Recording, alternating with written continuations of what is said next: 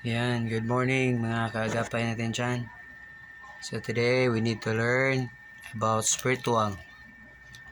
No, we need to learn biblical. You know? This is the Holy Bible. Ito yung banal na aklat. So today, okay, share ko sa inyo yung salita ng Diyos. No, ito yung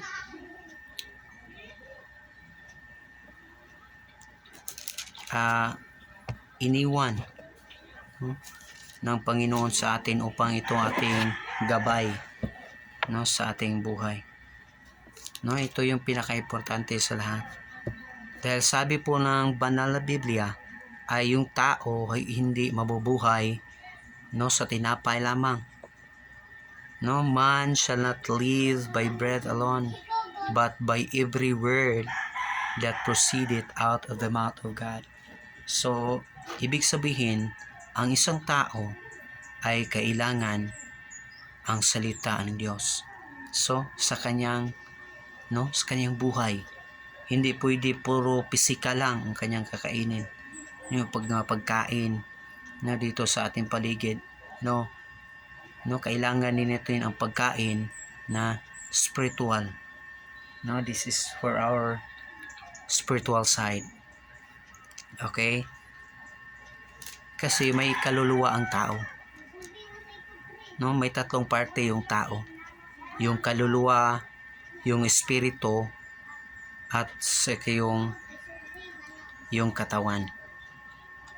Yan. Reality sa tao, mamamatay. Okay, yung katawan ay pupunta sa sementeryo. No? Yung espiritu or yung breath ay babalik yan sa Panginoon kasi siya yung nagbigay. At saka yung kaluluwa, yun ang i-judge ng Panginoon. No? Yun ang haharap. Ang kaluluwa yung haharap sa Panginoon one day. No? Kaya kapatid, kahit saglit lang, pakinggan mo ang salita ng Diyos. No, hindi sa akin to, ito ay galing sa banal na aklat. No, ito ay galing sa salita ng Diyos. No, kaya hindi ka pa sigurado kung saan pupunta yung kaluluwa mo pagkatapos ng buhay mo dito sa mundo, ay kailangan mo ito. Kailangan mo ang salita ng Panginoon. Kaya makinig kang mabuti, kapatid. Okay, dito tayo sa John chapter 3 verse number 16. Okay, John chapter 3 verse number 16. Sabi po ng Biblia, no? For God so loved the world that He gave His only begotten Son, that whosoever believeth in Him should not perish, but have everlasting life. So kapatid, sabi dito is ang Diyos ay sobra yung kanyang love or kanyang pagmamahal dito sa mundo. Yung mundo dito is yung mga tao na nandito sa sanlibutan. No, tapos no, He gave, ibinigay niya ang kanyang kaisa-isang anak na Panginoong Jesucristo. Anong sabi dito? That whosoever believeth in Him, no? Kahit sino, kahit maging sino ka man, no, kahit anumang estado mo sa buhay, no, anumang ginagawa mo sa buhay, pagkatao ka, no, walang pili-pili ang Panginoon. Kasi sabi niya dito, whosoever, kahit sino. Wala hong relihiyon dito. Walang relihiyon ang sinasabi ng Panginoon. Ganyan kapantay ang Panginoon. Ganyan kapantay. Wala siyang pinipili. Ang sinasabi niya dito, whosoever, kahit sino, no, should not perish but have everlasting life. So, kahit sino, bibigyan niya ng buhay na walang hanggan. Ito yung tinatawag na everlasting life. So, ano bang pwedeng gawin no, upang makamit natin itong itong eternal life o buhay na walang hanggan na sinasabi ng Panginoon o pinapromise ng Panginoon sa atin? Simple lang, kapatid. Ito yung sinasabi niya dito. For God so loved the world that He gave His only begotten Son, that whosoever believeth in Him should not perish, but have everlasting life. So, ang kailangan natin dito is yung believeth in Him. So, yung pagtitiwalaan natin sa Panginoon. So, kailangan din natin i-assess yung sarili natin o anong klaseng paniniwala na meron tayo. Kasi maraming paniniwala ang isang tao. Kahit no, yung mga masasamang tao, yung killer, yung nagbibinta ng illegal na droga, no, yung killer, yung babaero, yung lasinggero, no, yung bisyoso. Kung tatanungin mo yan, naniniwala yan sa Panginoon eh. Pero ang tanong, kapatid, anong klaseng paniniwala ba yan? So, sabi ng banal na aklat, ito, dito tayo, sa Romans chapter 10. Para maging biblical tayo. Romans chapter 10, verse number 9. Now, sabi dito, Romans chapter 10, ito yung sulat ni Apostol San Pablo dun sa mga taga-Roma. Okay? Chapter 10, verse number 9. Sabi dito, that if thou shalt confess with thy mouth the Lord Jesus, and shalt believe in thine heart that God hath raised him up from the dead, thou shalt be saved. So, kapatid, ang hinahanap ng Panginoon is yung tiwala na galing sa puso natin. Kasi mababasa mo sa Biblia, si Satan naniniwala din sa Panginoon. Sobrang takot pa nga sa kanya. But anong klase ba yung paniwala ni Satan? Is head knowledge lang. No, sa utak lang. Nasa bibig lang niya. So, hindi gusto ang Panginoon yan. Ang gusto ng Panginoon is yung pagtitiwala mo sa Kanya ay galing dito sa iyong puso. So, ito yung tinatawag na position. No? Ito yung kailangan natin, kapatid, is our position before God. Hindi yung religion or ano yung relihiyon natin. No. Ang kailangan natin, which is our relation, no, toward God. So, sabi dito, lahat ng naniniwala sa Panginoon, no, ay bibigyan niya ng buhay na walang hanggan. No, ano itong buhay na walang hanggan? No, ito yung mararanasan mo, no, pagkatapos, kasi eternity ito eh. Ito yung once you're saved, okay, mapupunta na sa iyo to. Mararanasan mo to doon sa eternity. Okay, sa heaven. Doon po sa langit. So, kapatid, ito yung pinaka-importante sa lahat, yung ating kaluluwa. So, sabi ng Biblia, ang tao ay naitakda na isang beses lang mamatay, pagkatapos nito, yung judgment o yung hukuman. So, kapatid,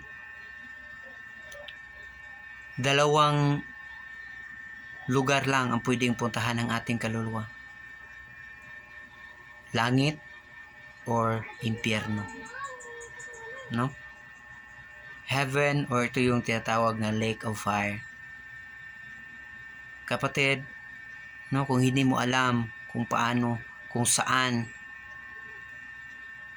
pupunta yung kaluluwa mo, please, no, ito yung mensahe na para sa iyo. Kailangan mo ang Panginoong Hesus kasi siya yung siya yung buhay. Ito sa John chapter 14. Mas mabuti yung babasahin natin upang walang bias. Ito ay salita ng Diyos. John chapter 14 verse number 6. Jesus saith unto him, I am the way, the truth, and the life. No man cometh unto the Father but by me. So si Jesus nagsabi sa kanya na siya yung daan papuntang langit. At bakit pa tayo maghanap ng ibang daan? Isinasabi ng Panginoon yan. Ang sabi niya dito, siya yung truth o yung katotohanan. Siya yung totoo. Nasa kanya yung katotohanan. The truth and the life at yung buhay na i-promise ng Panginoon sa atin. Yung buhay na walang hanggan nasa kanya. No man cometh unto the Father but by me. Walang tao na pwedeng makapunta sa langit, nandun sa Ama sa langit, kung hindi dahil kay Panginoong Hesus. So maliwanag, ang Panginoong Hesus, siya ang daan papuntang langit. Sinasabi niya dito marami siyang mga promise dito sa banal na aklat. Siguro hindi lang natin nalalaman kasi hindi tayo nagbabasa ng Biblia. So, ang banal na Biblia ay kailangang basahin. Kailangan itong basahin kasi ito yung guidance. Ito yung guide ng isang tao upang yung kanyang buhay dito sa mundo ay maging mabuti. So, walang ibang hinihingi ang Panginoon sa iyo, kapatid, is yung pagtitiwala mo sa Kanya na buong puso. Okay, kapatid, upang maligtas or maging secure tayo dyan sa tinatawag na lake of fire. Ang lugar na yan ay lugar na walang sawang pagdurusa. Day by day, every night, magdurusa ka sa apoy doon na sobrang init. Dito nga sa mundo, pag araw, maaraw, kahit isang oras ka lang nabilad sa araw, magrereklamo ka na. Lalo na doon. Yung buong kaluluwa mo doon mo mararanasan lahat. So kapatid, ito lang yung pinaka-importante na sasabihin ko sa iyo. Tanggapin mo na ang buong puso na ang Panginoong Jesucristo na iyong tagapagligtas ng iyong kaluluwa. Yan lang ang gusto ng Panginoon. Na ikaw ay magtiwala ng buong puso doon sa kanyang ginagawa sa cross sa Kalbaryo. Niya siya namatay doon, inilibing, at pagdating ng 3 araw siya ay nabuhay muli. Yung pagkamatay niya sa cross, dahil yun sa ating mga kasalanan. Dahil niya itong mga kasalanan. Imaginin mo, kapatid, siya ay nagpakamatay No, this is what we call a divine exchange. No, a divine exchange. Binigay niya ang kanyang buhay. No? Siya ay namatay upang ang tao ay mabigyan ng buhay. What a divine exchange. No, galing sa Panginoon na ibinigay niya ang kanyang buhay para sa sanlibutan. Upang ang lahat ng tao na magtiwala sa kanya ay mabigyan ng buhay na walang hanggan. Iyan ang pag-ibig, ang pagmamahal ng ating Panginoon. Kaya kapatid, ibigay mo ang tiwala mo sa Panginoong Hesus. Yan lang. At 100%, no, maliligtas ka. Magiging secured ang kaluluwa mo galing sa impyerno. Kaya kapatid, God bless po.